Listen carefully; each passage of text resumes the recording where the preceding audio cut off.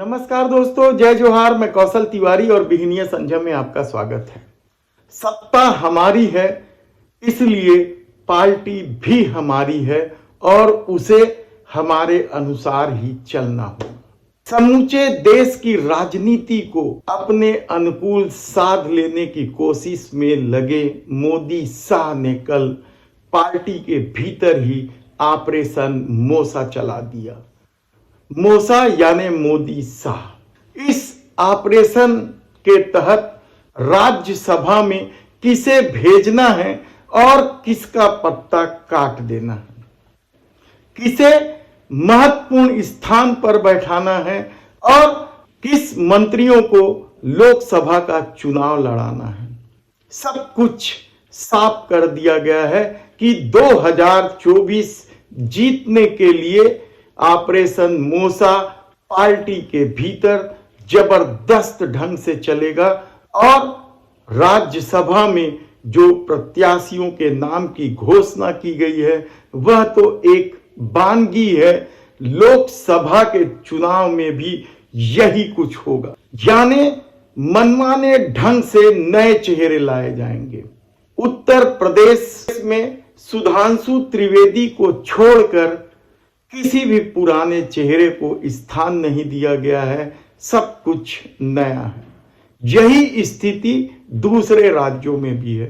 छत्तीसगढ़ में तो भारतीय जनता पार्टी के दिग्गज नेता मुंह ताकते रह गए और रायगढ़ राजघराने के राजा देवेंद्र प्रताप सिंह को राज्यसभा के लिए हरी झंडी दे दी गई। वे दिग्गज महिला नेता सरोज पांडे की जगह लेंगे। सरोज पांडे का कार्यकाल समाप्त हो रहा था और कहा जा रहा था कि वे रिपीट हो जाएंगी।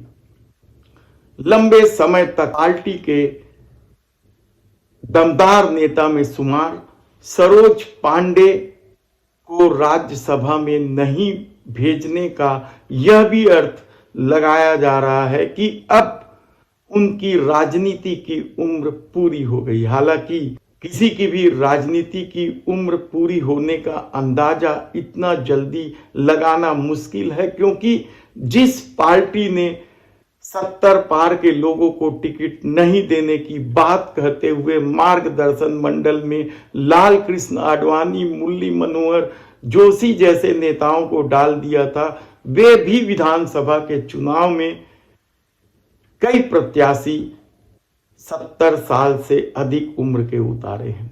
खुद देश के प्रधानमंत्री नरेंद्र मोदी की उम्र 70 पार कर चुकी है। ऐसी परिस्थिति में दिक्कत सरोज पांडे को कितनी होगी कहना मुश्किल है।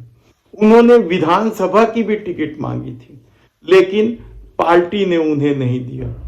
महापौर, विधायक, सांसद लोकसभा में और उसके बाद राज्यसभा की सांसद का सफर क्या अब समाप्त हो जाएगा?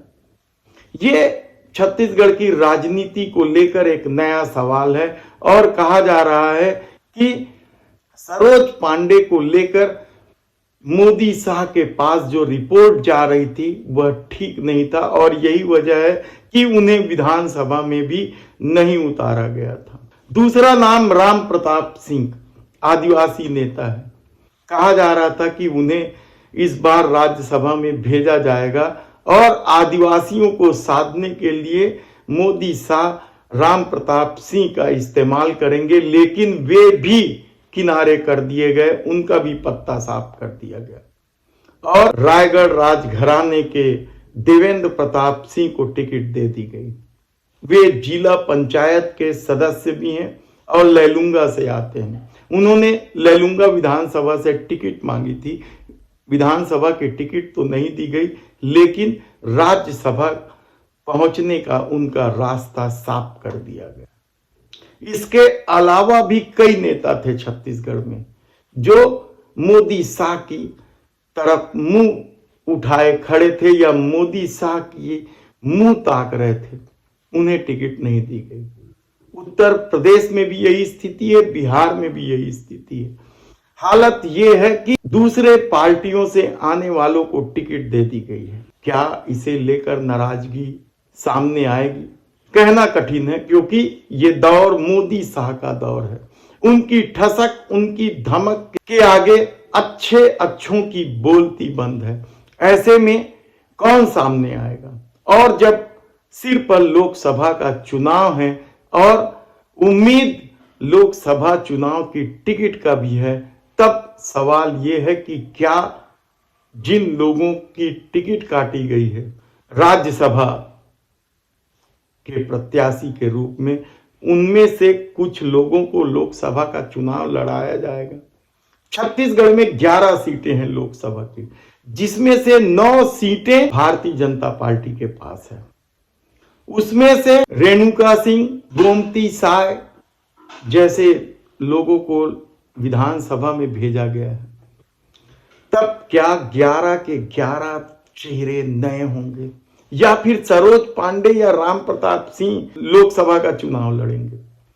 क्योंकि मोदी शाह के इस फैसले को लेकर मीडिया हमेशा ही या तो चौंकाने वाला फैसला बताती है या फिर मास्टर स्ट्रोक बताती है, और बड़े ही इत्मीनान से, शांति से ऑपरेशन मोसा भाजपा में लगातार चल रहा है। ऐसी परिस्थितियां जब निर्मित है, तब जो लोग लोकसभा का टिकट फिर से प्राप्त करने के लिए, या जो सांसद लोकसभा का टिकट पाने के लिए खूब मेहनत कर रहे हैं अपने क्षेत्रों में, उनका क्या होगा?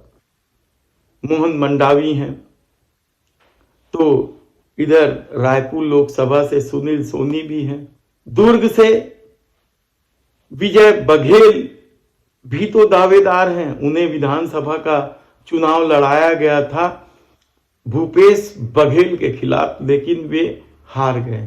तो क्या उन्हें टिकट दी जाएगी या उसके जगह में सरोज पांडे को दे दी जाएगी? कहना मुश्किल है, क्योंकि इन दिनों जिस तरीके का ऑपरेशन मोसा चल रहा है, उसमें कब क्या होगा, पार्टी के भीतर भी असमंजस की स्थिति। और शायद यही वजह है कि छत्तीसगढ़ में सरकार तो बन गई है, लेकिन उनके क्रियाकलापों को लेकर भी सवाल उठ रहे हैं, और कहा जा रहा है कि विष्णुदेव साय की बात हो या उप मुख्यमंत्रियों की बात हो, विजय शर्मा और अरुण साव, कोई भी फैसला नहीं ले पा रहे हैं। सारे फैसले दिल्ली के स्तर पर हो रहे हैं, और इसे लेकर कांग्रेस ने तो आरोप भी लगा दिया है कि भारतीय जनता पार्टी ने छत्तीसगढ़ को केंद्र शासित प्रदेश बना दिया है। ऐसी परिस्थिति में हमारी नजर है कि लोकसभा चुनाव को लेकर भाजपा की क्या रणनीति है। कई बैठकों का दौर हो गया है, कई लोकसभा क्षेत्रों में लोकसभा के कार्यालय भी खुल गए हैं, और पार्टी के नेता अभी भी मोदी शाह की तरफ मुंह ताक रहे हैं कि किसे टिकट मिलेगी।